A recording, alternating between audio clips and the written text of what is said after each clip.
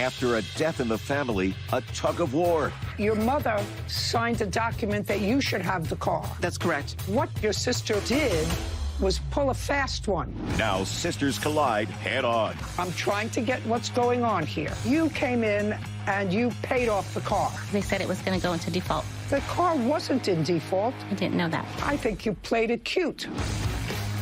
This is Judge Judy. Christine Espinosa is suing her sister, Sandra Espinosa, for the return of a vehicle she claims belongs to her. Judge, this is case number 133 on the calendar in the matter of Espinosa versus Espinosa. Parties have been sworn in. Be seated, please. Thank you, Bird. Miss Espinosa, the defendant is your sister, and each of you claim that they own a car that had belonged to your deceased mother. That's what this case is about? Yes. So I have a few questions. First, who has title to the car in their possession? I do. What state do you live in, Miss Espinosa? Utah? And in what state did your mother live before she passed away in May of this year? California? And in what state did your sister live in May of this year? California. At what address did your sister live in? She was with my mother in Marietta. Yes, she did. She lived with your mother. Yes. How long did she live with your mother? I'm going to say a year that I recall. Was your mother sick during that year? Yes. What was the nature of her illness? She had age problems and... Miss Espinosa, what was wrong with your mother? She had dementia, spinal stenosis, diverticulitis, heart issues. Where had you lived before you moved in with your mother? I was actually in Las Vegas. Did you work? No, ma'am. I was out on a job injury, What was the nature of the job injury? a back injury. Okay, so that's what was wrong. Your mother had dementia. She had spinal stenosis. That's why your sister was there, at least in part. How many times in that year that your sister was there did you visit with your mother from Utah? About 8 or 10 times. Would you stay for any period of time? At least a weekend. And so it's your testimony that you were there almost monthly. I tried to, yes. If I were to ask your sister and the other people who were here as witnesses, would they say you were there almost monthly to see your mother? Probably not. How many times do you think that they would say you visited your mother in that year? Maybe 5. Maybe 5.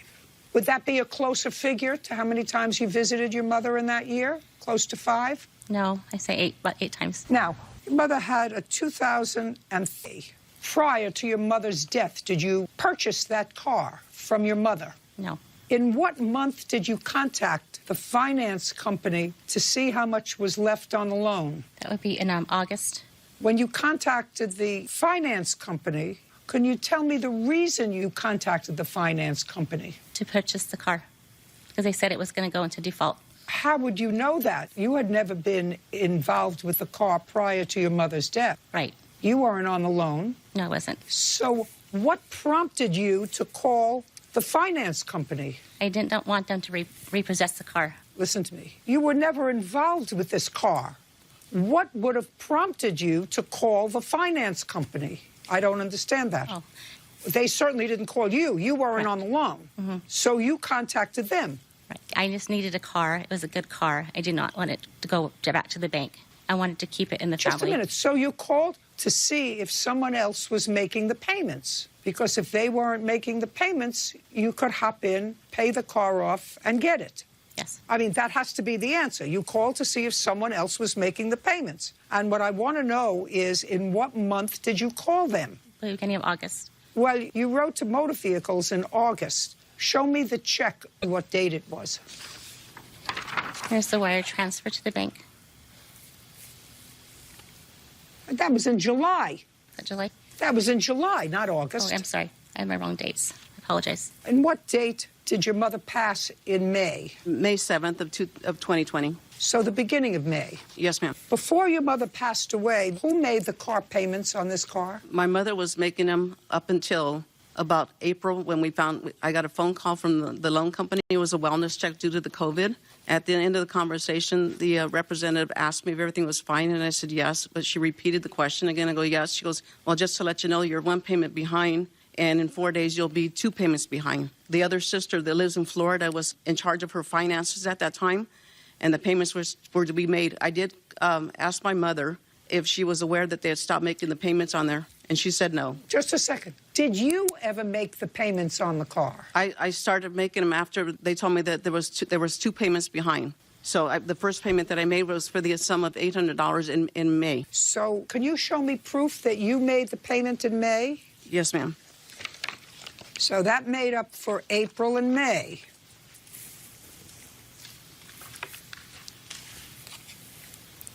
Ms. Espinosa, do you have proof of that? I did have it because I did make the payment. How much was that payment in June? The payment was, I believe, $387, but my mom always made $400 payments, so I was making $400 payments. Okay, and then you came in and you paid off the car. Correct. So the car wasn't in default. She had made payments on the car. One sister had, and then she made payments up for April and May and June. I didn't know that. Well, why didn't you ask? They told me it was in default already. No, I don't believe that. Unless you have a letter from them that it was in default, she has proof she made the payments. It wouldn't have been in default. I don't have a letter. I think you played it cute. I think you had a paid-off car, and all it was going to cost you was $3,700. And you think that I'm going to help you? That's unlikely. Miss Espinosa, you have physical custody of this car. Is that correct? Yes, ma'am. Your sister paid off the balance of the car. I found out via letter, yes. This court doesn't think she should have the car because what she did was pull a fast one. And you're going to tell me that your mother signed a document that you should have the car. That's correct. In what month and year? The letter was written on October 30, 2019. Well, you see, my problem is, Miss Espinosa, that you testified a moment ago that your mother suffered from dementia. Yes, ma'am. She was in the early stages of dementia. And that, well, that's not what you said before. No, it is not what I said. And you said that your sister in Florida was taking care of paying for the Kia, which I assume you were driving. Yes, ma'am. Okay, so I actually think that your sister did not do the right thing by coming in and calling the finance company. They're more than happy to have somebody pay off the car and not have to deal with it anymore. So they said, fine, she'll pay off the car and we'll give her title to the car. Did your mother leave any other property other than this car? She had her personal belongings also. There was a lot of undermining with that also. But she didn't leave a house or any significant bank accounts? No, she was renting, and the bank account was under my sister's name in Florida. She ended up with that also, whatever my mom had in the account at that time. This sister or the sister in Florida? The one in Florida. Ended up with that bank account. So they had a joint bank account? Yes, it was originally under my name with my mother's. And was your mother receiving Social Security? Yes. So your mother's Social Security check was going into that joint bank account? That's correct. And your sister was paying the car note from that bank check? To my knowledge, right? yes. And how many sisters are there? There's 5 sisters and 2 brothers. Oh, big 2013 Kia? I honestly don't know because I wasn't even aware that this was happening until I called the bank after I received the letter indicating that my other sister in Florida was the owner of the car and they had paid the vehicle off. I did call the bank and I asked them how that happened. Just a second. The car was in your mother's name and your other sister in Florida? No, that's the document that I received after the fact. But was the car in your my mother's name solely? Solely? Yes. Now, you don't have a counterclaim. Well, at least for the money that... Yeah, go ahead. I was just going to say, I just found out about all this shenanigans just about a week and a half ago, 2 weeks ago, if that at all. I wasn't aware. When I called the loan company, I asked them what was going on, and they said that my sister in Florida had called them up and indicated that she was my mom's successor. So they sent her the documents so that she can sign up, and that's how they ownership it. Hold on a second. Are you in touch with your sister in Florida? Yes. Miss Espinosa? Yes, I am. You are? Oh, that makes it easier for me. When I say you're in touch with your sister in Florida, are you in touch with your sister in Florida about this car? We were, but I talked to her every day besides the car situation. Well, she was the one that was handling this. Who paid off the car, you or your sister in Florida? I paid the car off. Just look at me. Shh. With whose money? No, she did not.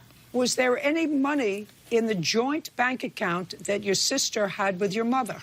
I don't know that finance. That's a yes or a no. Yes, you do. Yes, you do. You know because you speak to your sister every day. How much money was in the joint bank account that your sister had with your mother? I don't know because I don't handle the financial stuff. Well, then I'm going to ask your other sister. She's going to give me an answer. And so if you don't know, I'm going to believe her answer. Do you understand that? Yes.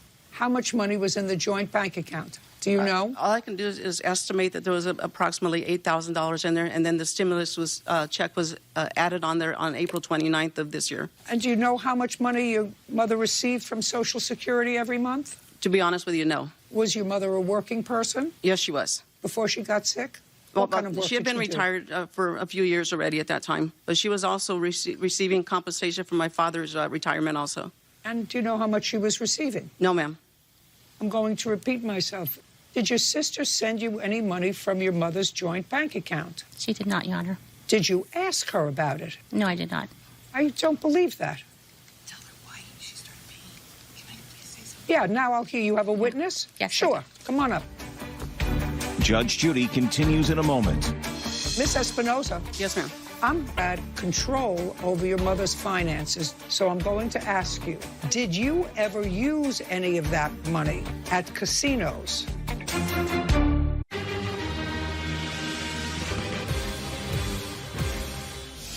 Christine Espinosa claims her sister, Sandra Espinosa, is in possession of a vehicle that belongs to her. Yeah, now I'll hear you have a witness? Yes, I Sure. Come on up. Hi, my name is Who Michelle are you? Espinosa. I am the sister-in-law. I am married to their brother.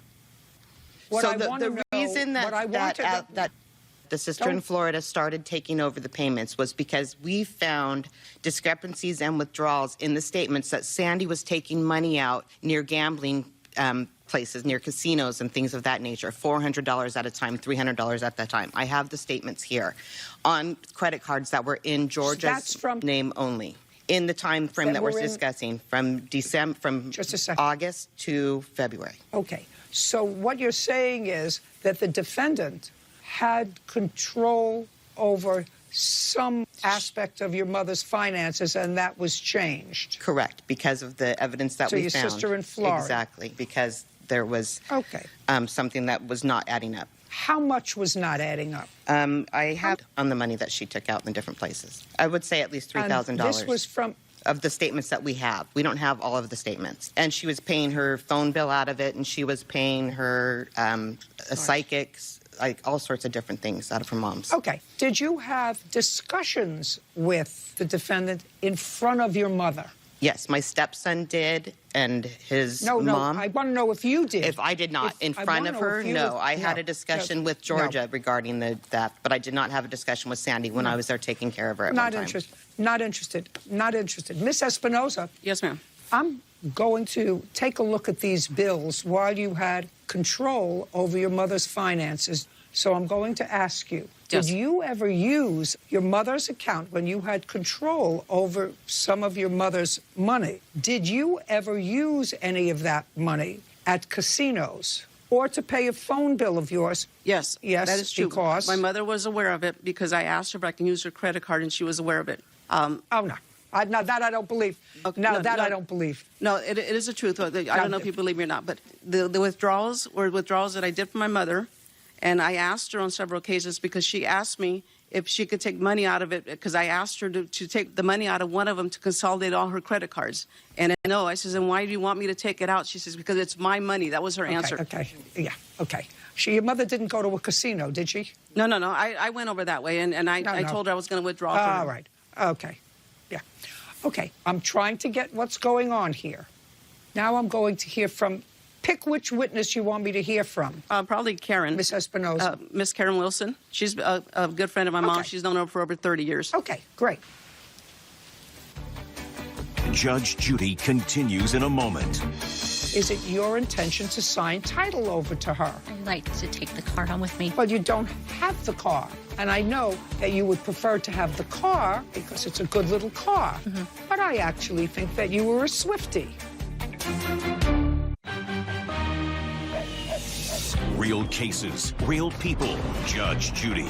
Christine Espinosa is accusing her sister, Sandra Espinosa, of withholding a vehicle she has the title for. Miss Wilson, you were a friend of Miss Espinosa's mother for how long? Probably about 30 years. Did you see her in the last year of her life? Yes, I did. Who was her primary caregiver the last year of her life? Sandra was. How many times did the plaintiff come to visit in the last year of her life? I had never seen her, but from what Sandy told me, when she came, it wasn't. No, don't tell me what. Okay. Okay. Don't tell me what Sandy told you. You never saw her. I never saw her. Was her last name Espinosa? Your friend. Well, I knew her as Georgia. How often did you see her? Probably about once a week. Did you ever have discussions with Georgia about who she wanted to retain this car? Yes, I did. Back in 2018, Georgia was concerned that once she passed, it was going to be a big fight with her family. And it upset her. She was concerned about it. And I told her, I said, you know, the way you can get around that is just make a list and who you wanted to go to whom. And so she had discussed with me and another longtime friend that, you know, she wanted Sandy to have the car for taking care of her because she did such a good job. And she did. When I went over there, the house was always clean. Georgia was always fed. And, you know, she was doing good. Well, so this is my question to you. Somebody paid off the car. Somebody was going to have to pay off the car. You know, make regular and consistent payments on the car. Otherwise, it was going to be repossessed. The plaintiff, although I think her motives were not born out of goodwill, and certainly the timing was not consistent with being off the car. Your friend has been driving the car for about how long? 6 months? 8 months? Actually, the about car 6 months. The car's been sitting for about 2.5 months when all this started. It may have been sitting, but prior to that, you drove it. Not frequently, but yes. You drove it in May. You drove it in June. You drove it in July. You drove it in August. You drove it in September. Then this all started. May, June, July, August, September. You drove the car for 5 months. And you paid $1,200. That's the only money that you say you paid towards the car. Yes, I was making the monthly payments on there. The day after my mother passed. You made $1,200 worth of payments. At that time, yes. At any time. You never made any other payments towards the car. Judge Judy continues in a moment. Closed captioning sponsored by. Are you in a family dispute? Go to judgejudy.com. Like us on Facebook and follow us on Twitter. Okay, now, the only thing that you paid towards that car was $1,200, and you drove that car May, June, July, August, and September for 5 months. That's all I'm saying to you. That's either a yes or you're asking for $3,700, which is what you paid when you paid off the car, because your sister actually has physical possession of the car. Yep. Now, is it your intention to sign title over to her? I'd like to take the car home with me. Well, you don't have the car. And I know that you would prefer to have the car because it's a good little car. But I actually think that you were a Swiftie. So I don't think I'm going to make that judgment, but I am going to award you what you paid for the car, which is $3,700. Judgment for the plaintiff. Thank you. In order to get that, we will hold up the check. When, in fact, you sign over title to the car, you get your check. Do you understand? Yes. Otherwise, you get nothing, and you don't have a car. Okay. Got it? I got it. Perfect. We're done. Thank you. This case is concluded. Parties are excused. And on the next Judge Judy. Just vendetta. That's all it is. Just bad blood, what have you. I don't believe it was a vendetta. They were all there just a couple days after my mom passed, and you have to get out of the house. I wanted the car because it belonged to my mom. It meant a lot to me. You have to get out of the house. When? Now. I don't believe she deserved it. I mean, electricity was turned off and everything else. Yeah, it's all wrongdoing. She's stealing from my mom and taking advantage of her. They came in. Statements. Her withdrawals on there. Just hurry. We stopped all the cards and everything. Because I knew what my mom requested and I knew what her wishes were. Everything's about money, her. I don't even care if I even see them anymore. She's very sad that it came to this. There's been so much wrongdoing to her. I hope best for them.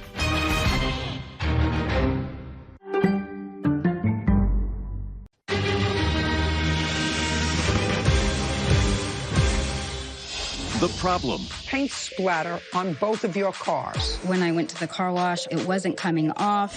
The proof. You saw the defendant spray painting the fence. He and 2 other people. Now is the painter. You acknowledge that you were spray painting the fence. Personally, I wasn't. Part of a cover-up. What were you doing there? Look at me. I'm not liking the smile. This is Judge Judy. Brian Fraley and his cousin Rachel Watkins are suing Roberto Munoz for damaging their cars while he was painting a fence.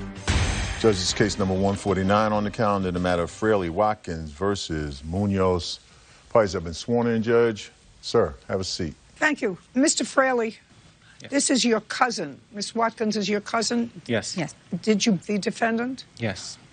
Yes. Okay. What kind of car do you have, Mr. Fraley? I have a 2018 Hyundai Sonata. And Miss Watkins, what kind of car did you have? 2017 Honda CRV. And both of your cars were parked in front of Mr. Fraley's house? Correct. Correct. Do you also live there? No, I do not. But your car was there Yes, I was visiting. in July? Yes. It is your allegation that in July of 2020, the defendant, while spray painting a fence, a job that they were contracted to do across the street, were not careful and got paint splatter on both of your cars. Correct. Correct. That's your case. Yes. Then there's some nonsense about lost wages because you're an Uber driver and you couldn't drive the car because it had paint splashes on it. I'm not interested in that. When did you first notice that there was damage to your car, Mr. Fraley? I noticed What that month? it was September. Okay, so this happened in July. So you're talking about 3 months later. Actually, August. It was actually August when I first contacted Mr. Munoz. Okay, so that's within a month Correct. of the incident. Yes. When did you first notice that there was damage to the car? I went to get my car washed, and we had fires at that time. We had fires all around California, all around us. And so I thought it was ash and soot. So I went to the car wash, and it wasn't coming off. So I asked the detailer what he thought it was, and he said it looks like... Don't tell you just Don't tell me what the detailer said. Okay, That's hearsay. got it. Now, Miss Watkins, when did you first notice there was damage to your car? It was also in August. Again, I thought it was ash from all the fires. And when I went to the car wash, I noticed it wasn't coming off. And then I remembered that there was the painting of the fence. So Okay. I just... Now I'd like to see the damage that you are alleging caused, because, Mr. Munoz, you acknowledge that you were spray painting the fence across the street in July. Personally, I wasn't. Your job company was. Yeah, I guess you can say that. But actually, no, the customer actually paid the gentleman herself to redo it. Ryan. What? Yeah. I initially... Well, then what are you doing there? I have no idea. I guess I'm his only form of contact that he had regarding the paint, and he blamed me for it. I tried to explain to him I didn't do it, but he didn't. Do the painting? No, I did. Just a There was two times we painted it. The first time I painted it with a roller and brush. He got contracted to do the job. Just a second. Who paid him to do the job? The customer, the owner of the house. Not you. No. I tried to explain that to him. We'll get to that in a second. Okay. Mr. Fraley, Yes. Mr. Munoz, who you're suing, says that he didn't do the spray painting on the fence. Somebody else did. He has that person here to say that he's the one who spray painted the fence, that he didn't pay him as the general contractor, the owner of the house paid him, and that you're suing the wrong person. It's nonsense. I can see them outside my door, You have a outside picture of my it? window. You have a picture of me? And they framed? were all Just out there. Just a second. Don't speak. Sorry. Apologize. So is what you're saying to me that you saw the defendant spray painting the fence? Is that Correct. what you're saying? Yes, he and two other people. Okay. Hold on.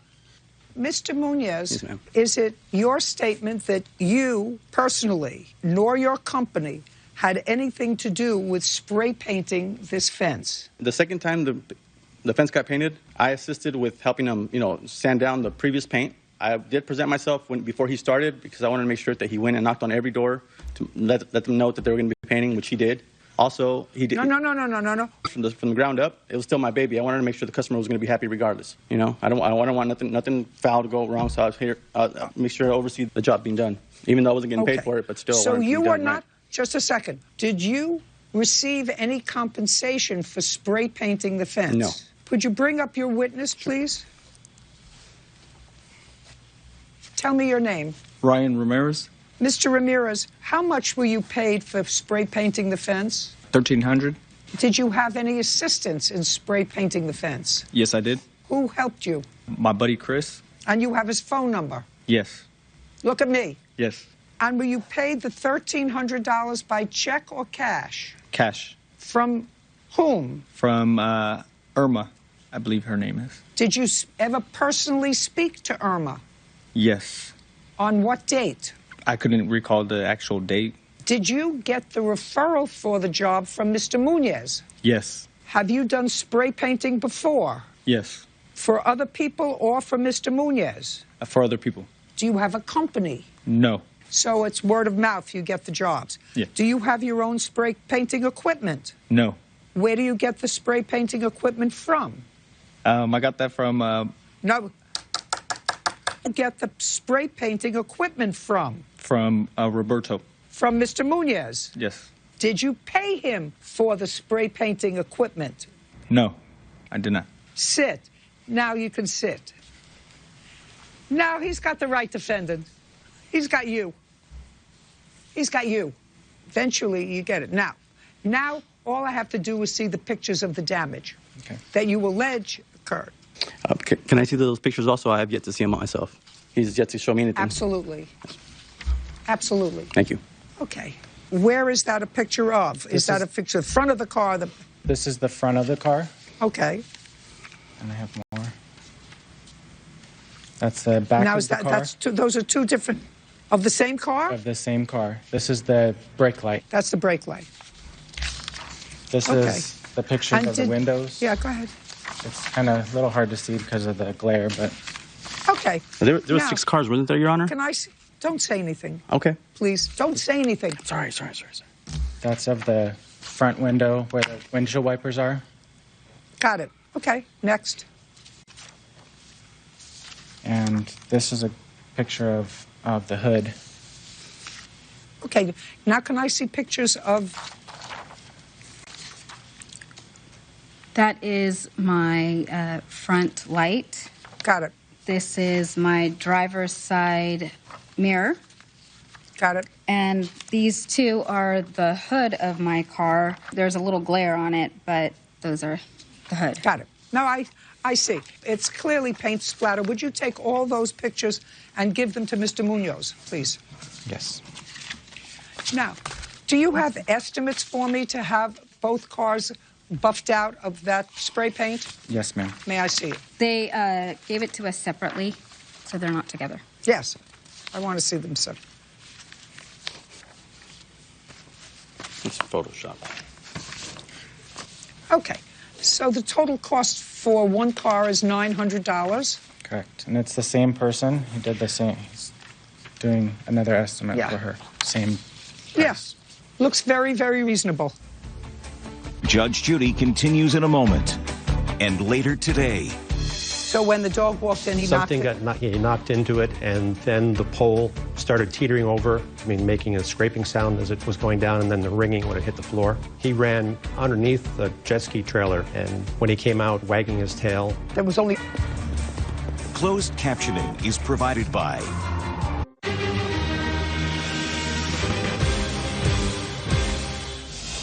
Brian Fraley and his cousin Rachel Watkins claim Roberto Munoz damaged their cars with overspray while he was painting a fence. Do you have estimates? Yes. May I see it? They gave it to us separately, so they're not together. Yes.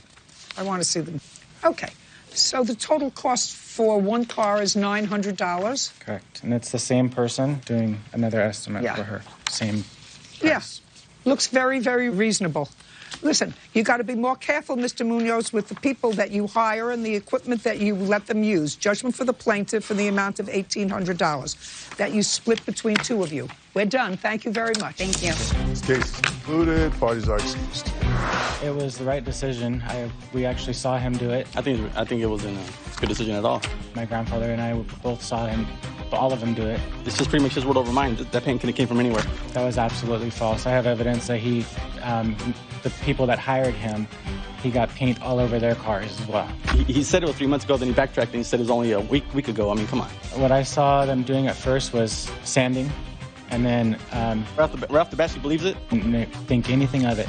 We had plastic all over wrapped around everywhere. He got knocked on his door and spoken to let know that they were going to be spraying. So I'm thankful that my car's going to get fixed. that was the reason we knocked. I mean, It was brand new. I had just had it for about a month. maybe he's just lazy, didn't want to move it. I don't know. It was in pristine condition. People need to get their own jobs, you know what I mean? Instead of suing people Not pristine. for the hard-earned money. We're just glad it's finally settled. And now, the next case. All parties in the matter of Grover versus Flink. Step forward. Victoria and Norman Grover are suing former friend Robert Flink for vet bills after their Cocker Spaniel was injured on his property. Mrs. Grover, what is your dog's name? Rocky, And how old is Rocky? 6 years old. You were looking at some property, you and your husband. And the property was owned by Mr. Flink. Yes, my family. What kind of property is it, Mr. Flink? It's an old single-family house with a detached garage. On how much property? The lot is 76 by 100. Where is it located? It's in Costa Mesa. On what date did you go and look at the property? June 24th Of this year? of this year, 2013, yes. This is what your case is about. You went to look at the property. When you got to the property, the dog, Rocky? Yes. Rocky, who was leashed at the time. Yes. Someone took the leash off the dog. Who leash off the dog? Yes. So the dog could run around? I had brought my dogs there, too, since she had brought her dog. What kind of dog did you have? German Short-Hair Pointer that I got from the rescue about a year ago. And then I had my neighbor's dog, Henry, who was a Heinz 57 variety dog. Okay. So the three dogs were sort of running around. Yeah. And had you looked at the house? Yes. Did you like the house? Yes. Now, the accident that involved Rocky took place in the garage. Yes. Would you like to tell me what happened? Shall I start from when I just got there or from the incident? No, start with you looked at the house, you liked the house, and now you're outside. The dogs are running around, all three dogs. And when you tell me the story, keep your voice up a little bit because I'm... Okay. So we were outside looking at the yard, and then Bob had showed us the garage. And there's two garage doors. And, Your Honor, I had learned that that garage was not going to be part of the lease, that we were not able to use that. So Mr. Flink opened up the first garage door. When you open up the garage door, is that an automatic door? I don't believe so. How do you open the garage door? It's a garage door that swings open, so you have to grab a hold of the handle in the middle and swing it out towards you, and then push it up open. So you bent down. We saw there was, I believe, recreational vehicles there. It was filled up. So then he went to the other garage door. As he was opening that up, Your Honor, my dog, Rocky, ran in the same time that an iron pole of... Similar to this. Similar to this. Put similar down. Okay. The iron pole had fell and crushed his tail as he ran in. Where was the pole from, Mr. Flink? It was leaning up on the inside of the garage. So when the dog walked in, he he knocked into it, and then the pole started teetering over. It bounced off the wave runner that was in there and then continued on to the garage floor, making a scraping sound as it was going down, and then the ringing when it hit the floor. And then Rocky was in that area. He ran underneath the jet ski trailer that was in there, and when he came out wagging his tail, it was There was bleeding. only a piece of it left. No, it was just bleeding. Judge Judy continues in a moment. What didn't you understand that I needed this additional explanation from you? I just want to clear it up. There's nothing that was unclear to me. Okay. Did I look confused to you? No, you don't at all. Real cases, real people. Say, former friend Robert Flink is responsible for vet bills after their Cocker Spaniel's tail was crushed while the dog was on his property. So when the dog walked in, he knocked into it, and then the pole started teetering over. He ran underneath the jet ski trailer, and when he came out wagging his tail, There was bleeding. only a piece of it left. No, it was just bleeding. Okay. So what did you do? Got out 2 first aid kits, and Norm bandaged it up after Vicky had hosed him off. We sprayed it down Hosed with... him off because he was bleeding? Yes. Okay. And it just looked like a little cut in his tail. Couldn't tell what was... Whatever. So you took him to the vet. The vet had to amputate a piece of the tail. Vet bill was $98. $998 that you want Mr. Flink to be responsible for. Yes. That's what the case is. Is that simple? May I... What did I miss? Well, Mr. Flink said that he had ran into something to cause it to fall. I don't care whether he ran into something or not. Okay. On the property, he took the leash off the dog. Yes. While you didn't protest that, He let the dog gain access to the garage. So, Mr. Flink, why do you not think that you're responsible for this vet bill? Well, when I started to open up the garage, it was only a third of the way open when Rocky ran in. Then I had to change my hand position, open up the garage door. The rest of the door was open, and I could see what was going on. And it hit the wave runner, which I wouldn't have something propped up in there to hit the jet ski. Just a second. Let us substitute a 2-year-old toddler for Rocky. All right. If a child was injured under the same circumstance on your property because there was a pole or something that was loose in an area, sufficiently loose so that the child was injured, why would you think you were not responsible? Well, you wouldn't have a child crawl underneath the garage door as I was opening it up. Right, but you might have a puppy. Well, the other 2 dogs that were there, they didn't go running into the door. Only Well, just a Rocky second. here. One of those was yours. Yes. Maybe yours is smart and knew about the loose pole. It wasn't. It was propped up in the garage to where it was going to stay unless something happened to hit it. It's your responsibility, sir, to see to it that your property is in order so that it's not going to hurt anybody or anything. Why would you open the garage door anyway? They wanted to see if there was any storage room in the garage. Well, let me hear. I'm just curious. What's that conversation? The garage was not being rented with the house. Right. So tell me about the conversation. Did you say to them, there really is no room for you to store your stuff in here? Let me show you. Is that why you opened the garage? I opened the garage because they asked to see if there was any room in there for storage. The garage was full. So why did you open it? As a courtesy to show them that there wasn't any room in there. It's your property. Judge Judy continues in a moment. Closed captioning sponsored by Real Cases, Real People. Judge Judy. Have you been cheated? Go to judgejudy.com. Like us on Facebook and follow us on Twitter. What did you say to them? I said the garage was full. So why did you open it? As a courtesy to show them that there wasn't any room in there. It's your property. In any event, can I see the vet bill, please? Your Honor, by the way, that's not how it happened. Well, I'd like to hear your version of how it happened. So we saw the inside of the house. Fine. He brought We're outside the house already. We're outside in the the garage. house, yes. And I said the garage is not included, correct? That's all I stated. I just wanted to confirm that. And that's when Bob went into action and he opened the garage door. Explain that to me. I don't understand what you're saying. I didn't ask to see the garage at all. We already understood that the garage was not a part of the rental. Mr. Grover, what part of you won your case 5 minutes ago didn't you understand that I... That's all. There's nothing that was unclear to me. Okay. Did I look confused to you? No, you don't at all. Judge, for the plaintiff in the amount of $988.11. Thank you. Parties are excused. You may step out. Judge Judy continues in a moment. And on the next Judge Judy. Mr. Simeone had your car towed. What you say is you parked legally. But will a mystery witness put a dent in her story? This is not going to be without pain. Next Judge Judy.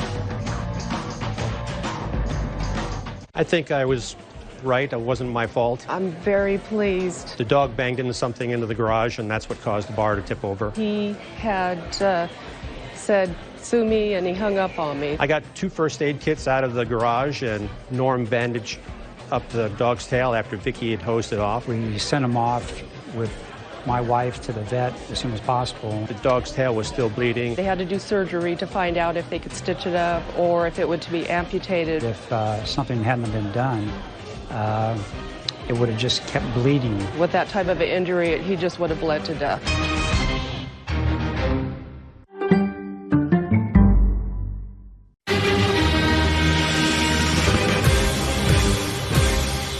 $6 is what you charge. 6 beds in one room, 5 beds in another. Now a tenant piles up her complaints. We have no fire escapes in our room. I was constantly cleaning. There are pictures of me here. Here's one of him illegally dumping. Are you finished now? Yeah. If you move into a place where there are 6 bunk beds, it's not going to be a happy situation. This is Judge Judy. Renee Baca is suing her former landlord, Kenneth Crawford, for the return of rent, the balance of her security deposit, fraud, and pain and suffering. Judges, case number 208 on the calendar in the matter of Baca versus Crawford. Parties have been sworn in. Ladies, have a seat, please. Mr. Crawford, what kind of a residence do you have where you rent rooms? I have a residence that houses rooms for usually international folks who come here to train for dancing. I'm a professional choreographer, and I lived in Japan, so that's where I began the business. I'm sorry. Do you live in the house? I do live in the house. Is it a private house? No, it's not a private house. What is it? Like a hostel, but mainly geared towards entertainers. I lived in Japan for some time, and I was out there struggling. Just I don't. Okay. I don't. Listen to me. I don't care. Okay. Okay. For that, you go on somebody else's program. Here, I care about what she's suing for, which a lot of which is nonsense, but she wants the return of her deposit. Tell me what this hostel looks like. Does it look like an apartment house? Does it look like a private house? Does it look like a condo? What does it look like? I have pictures here, Your Honor, and it's a single-family dwelling. Okay. Yes. So, well, that's an answer. I'm going to get to an answer. It's a single-family dwelling. Yes. That has how many bedrooms? It has 4 bedrooms. 1 is my private, and 3 are for other tenants. 1 has 6 bedrooms, 1 has 5, and 1 has 2. Okay. Doesn't have 6 bedrooms. 1 has 6 beds. 6 beds, sorry, yes. 6 beds in 1 room, 5 beds in another, and 2 in another. Those 13 beds, if all occupied, are all occupied by unrelated people. Yes. That's a yes. Yes. Now, is your private house zoned for that? As far as I know, yes. For you to have I do pay 13, taxes. well, I know you pay taxes, but when you have 13 unrelated people that you rent part of a room for, there usually is a license that you require that requires certain inspections. Okay. Just such license, nor was your dwelling ever inspected to have multiple tenants in each room. Correct. It has not been. So the plaintiff answered an ad for a bed for $600, which is what you charged for a bed, according to what I read, a bed in the bedroom that has bunk beds in it and was occupied by how many people when she occupied that room? 2. Herself and 1 other, or herself and 2 others? There were 2 other people there. When she came in, she would make 3. Were there ever any more than 3 in that room? Yes, there were 4. While she was there? Yes, 4. So during the time she was there, your income from that room alone was $2,400 a month. Correct. Now, were there people occupying the bedroom that had 5 beds? I don't think so. I don't recall. It's been really slow since COVID. Was anybody occupying the room where there were 2 beds? Yes, Mr. Inez. 1 person? 1 person. And how much was that person's rent per month? $750 per month. So $50 in rent from those tenants in a only partially, according to you, occupied situation. Yes. Not bad. Plaintiff lived there for 3 months, Miss Baca. So you... 4 months, ma'am. I'm sorry. I'm giving... Well, no, she moved in, according to her, on August 24th. Right. And she moved out on November 27th. So she lived there September, October, and November. You are correct, ma'am. Sorry. Did she pay rent for September, October, and November? Yes. And she gave you a security deposit of $110? Yes. Which you returned to her $30? Incorrect. I returned $60, and I have the proof here and the cash. Okay. Did he return $60, Miss Baca, or $30? I believe it was $60 after I looked at the Cash App return. Okay, so that you were mistaken here. So he kept only $50? I believe so, yes. Now, I'm going to give you, Miss Baca, less than 2 minutes to tell me why you lived there, you left, you didn't like it. I wouldn't have liked it either, living in bunk beds with 3 strangers that I didn't know. So I wouldn't have liked it. And you didn't have a written lease with him, I assume. Is that right? I didn't. You're suing him for $5,000, which is money for the return of rent, deposit, fraud, pain and suffering, And what I'm going to tell you is I have an egg timer on my hand. You're a grown-up woman. If you don't like where you're living, you move out. And if you move into a place where there are 6 bunk beds where you're going to share a room with 3 strangers, you should know that it's not going to be a happy situation. Yes, Your Honor. Your timer has started. Okay, so I met him through an ad that he had, a false ad. I don't care. Just a second. I don't care how you met him. You lived there for 3 months. And you were in a bind when you took the room. Yes. According to you. You were in a bind when you took the room. That's not his fault. I was homeless. And you lived there for 3 months. Yes, Your And you Honor. lived there for 3 months. So far, he's going to have to explain to me why he kept $50 of your security deposit, not $5,000. This is not door number 1, door number 2, or door number 3, Miss Baca. This is not a huge payday for you. You lived in a place, so I'm sorry, I'm eating into your time. Tell me where $50 becomes $5,000. Well, I got assaulted, Your Honor, by one of the roommates. The houses do have security throughout the entire house. I asked him for the surveillance tape. He denied me that, so I don't have evidence of that time as well. We had no fire escapes in our room.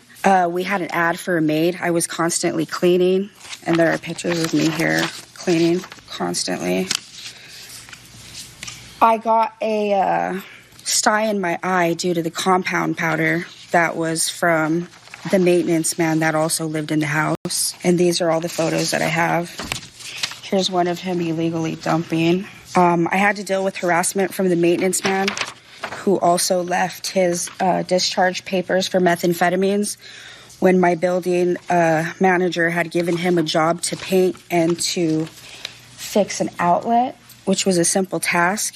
He's also sending me harassment with texts and pictures that say, and as well, one of my computers was damaged by a roommate for having food and beverages in the bedrooms that we were not supposed to have. So Kenneth told me that I had a safe place to move into. I saw this place. I thought it was fantastic. He told me I could do my artwork.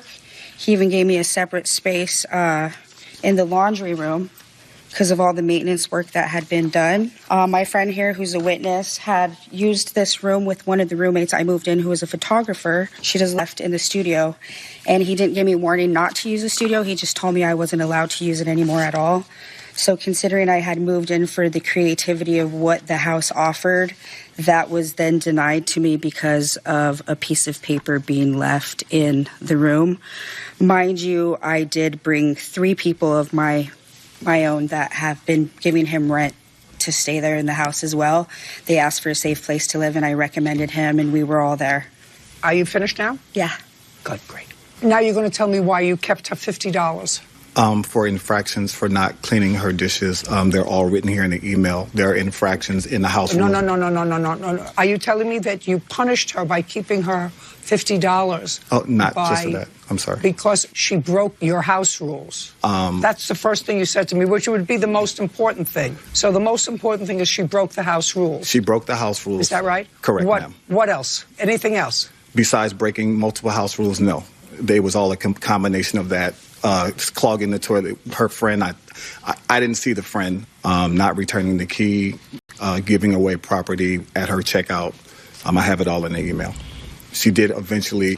Yeah, okay, I'm sorry. I'm going on. I'm sorry. You're going on, and don't go on with nonsense. Yes. Deposit, because she didn't follow the house rules. Correct. And that was the only reason. Yes, correct.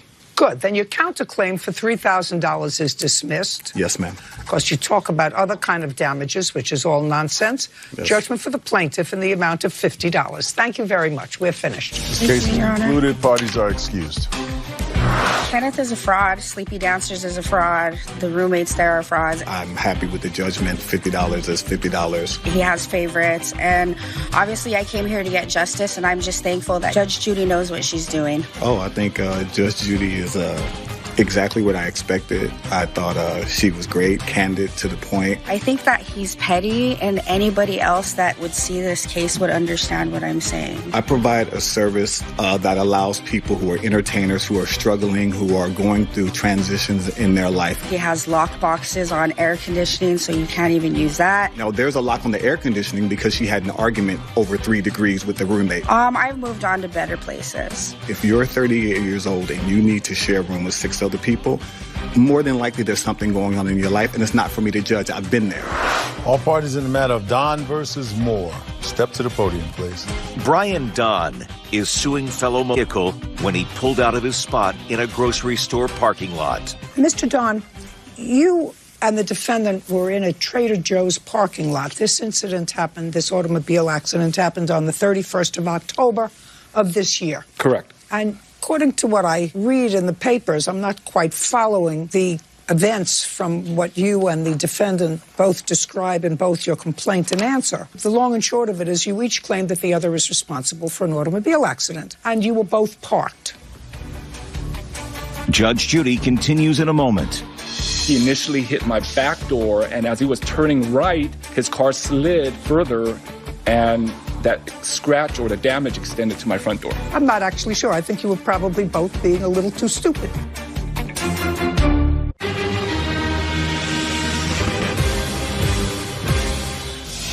Brian Don claims fellow motorist Francis Moore was at fault for an accident in a grocery store parking lot. Francis is countersuing for his insurance deductible. Okay. Do either of you have a photograph of where you were parked or a diagram of where you were parked? I do. I have a diagram sketch. Okay. Do you have a photograph? Yes, I do. I put it on I'd like to see a photograph. It's right here. Would you, Mr. Moore, one of you was parked in a spot where there was a divider so that nobody could park right next to that car. And that would be is that a white Lexus? Yes. Yes, that's mine. Whose car is that? That's mine. That's your car? Mr. Moore's, right. Okay. And the car next to that car is your car. Is that correct, sir? Yes. Okay. And you were both backed into your spots? Yes. Correct. Or had you pulled... Did you back into your spot? Correct. I backed into my spot. Did you back into your spot? I don't remember. I could have pulled forward or I could have backed in. Forgive me. You don't remember? I don't remember. Okay. Because sometimes if there's no car in front of you, you can just pull in and to that's, the space that's what I try to so do. that you can pull out to... You don't have to back out. Okay. Got it. So why don't you start, sir? You and your girlfriend, according to you, were leaving Trader Joe's. And you, sir, were leaving the parking lot where Trader Joe's is. And you were also leaving. Correct. Correct? We came out simultaneously almost. Okay. So why don't you tell me what happened, sir? So we had both of our vehicles backed into the spot. The little car... Yep. I had the silver vehicle. I was pulling forward. And as I was pulling forward and struck me on the right side of the vehicle, the photos of the damage and the potential impact on my vehicle will clearly show that I was fully in the aisle at the time, so I had the right of way, and he should have yielded to me because he had struck me on the passenger side rear door, and because he was also turning right, that scrape extended to the passenger side front door as well. And I have photos of the damage to my vehicle to show that. I'd like to see your photographs. So there's a close-up shot of the damage. As you can see, the initial impact was against the passenger side rear door, and a scrape extended into passenger side front door.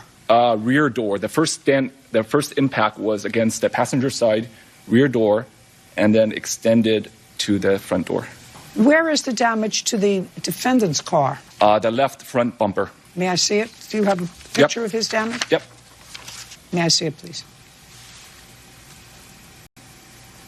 Okay. You had full coverage on your car, so your counterclaim is for the deductible that you had to pay, the $500 deductible. You want to tell me your version of how this accident happened, sir? He has damage to the side of his car. Correct. The car didn't slide into yours. Judge Judy continues in a moment. You had an accident.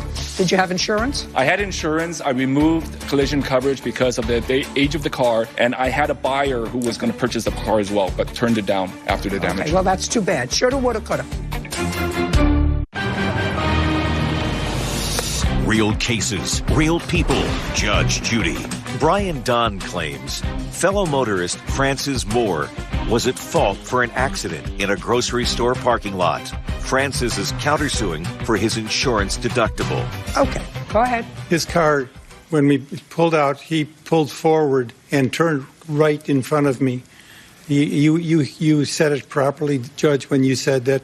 You kind of looked at it, and it didn't make sense the way he said it, even to the insurance people, that it didn't make sense that, first of all, I hit his front door. He was in front of me at an angle, about a 30-degree angle or so. So he pulled forward and pulled in front of me and hit me, and you can see that he was here. Well, but what I don't understand, actually, Mr. Don, is how, maybe I'm not processing it, how he would have hit your front door. That is what I'm not understanding from your story. So, Mr. Don, that's so I was turning right when I was exiting my parking spot. So I was in the aisle at the time when he pulled forward, and he was also turning right. So when I was fully in the aisle, he pulled out, turned right, and he initially hit my rear door. You mean he pulled... What you want me to believe is that, Mr. Moore, you were already in front of him. Yes, I was. If what you're saying is that he hit your rear first and then continued to the front, you had to be totally in front of him. And he's not backing up, so he's looking straight ahead. Correct. I was in front of him. He's looking straight ahead. I don't buy it, Mr. Don. Sorry, not buying it. Okay. I have a witness here who can corroborate my statement as well. Well, you have a witness. Is that your girlfriend who was in the car with you? Yes. If I brought her up, would she tell me the same thing that you told me? She will verify my statements, yes. But that's how it happened. I don't know how I could have hit his car from my angle, right? Someone teach me how I could have hit his car from my angle. Unless I don't know, but I don't understand. I don't understand, Mr. Don, how he could start out at the back of your passenger door and then continue to the front passenger door. I'm not following that logically. Judge Judy continues in a moment. Closed captioning sponsored by... Have you been cheated? Go to judgejudy.com. Like us on Facebook and follow us on Twitter. Okay, go ahead. Your Honor, he was turning right as I was in front of him. So he initially hit my back door, and as he was turning right, his car slid further, and that scratch or the damage extended to my front door. Fine. Fix your own car. Sir, fix your own deductible. You had your car fixed? Yes. You had your car fixed? Yes. Good. You had the bumper fixed? Everything. Good. Yeah. I'm not exactly sure. Yeah, I'm not actually sure. I think you were probably both being a little too stupid. And I'm not getting involved with it. If you didn't have collision on your car, that's your problem. You had an accident. Did you have insurance? I had insurance. I removed collision coverage because of the age of the car, and I had a buyer who was going to purchase the car as well, but turned it down after the damage. Okay, well, that's too bad. Shoulda, woulda, coulda. We're done here. Thank you very much. You still driving the car? Yes, I am. Good. Goodbye. This case is concluded. Parties are excused. And on the next Judge Judy. You cooked your goose 10 minutes. Your job as an emergency service person. I wouldn't. Let's pray you don't need CPR. I wouldn't need it from you. Next Judge Judy.